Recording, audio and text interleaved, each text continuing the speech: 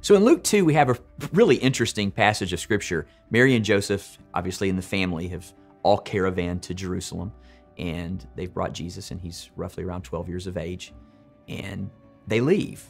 And in the text, they leave, and they're gone for a day, and on the second day, they realize, where's Jesus?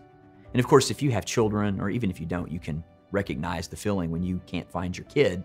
It's like, what's happened? Where did he go? And of course, your mind always goes to the worst thing. Is it possible? Maybe even, something could have happened in terms of, his life. It's just the way it is. And of course, when we read this as Americans, we like, how in the world could they leave their kid? I mean, well, it's the way they traveled in the first century. They traveled in caravans, and oftentimes the women would go in a caravan, the men would go in a caravan, and so there was probably a mix-up of who had Jesus, and families were all together, and you just assumed that everybody was gathered up in these caravans. So they weren't being negligent, it just was the way the culture was.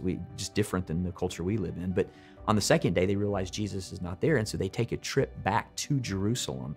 And Luke is very, very, very clear that it's the third day, and on the third day, they find Jesus in the temple. What's really cool about that, and there's a number of things we could say, what's really cool is it really shows the intimate love of God for Mary, and ultimately you and me as well, because what he's doing, he's preparing Mary's heart and he's preparing her emotions.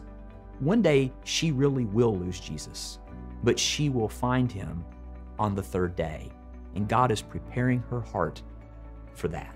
Hey, Chip here. I just want to take a moment and say thanks so much for watching Reaching the Next Generation. I really hope that this was something that was beneficial to you. And what I would ask, if you really enjoyed this, would you like it? Would you subscribe to it? Would you give us some comments? And most importantly, would you share it?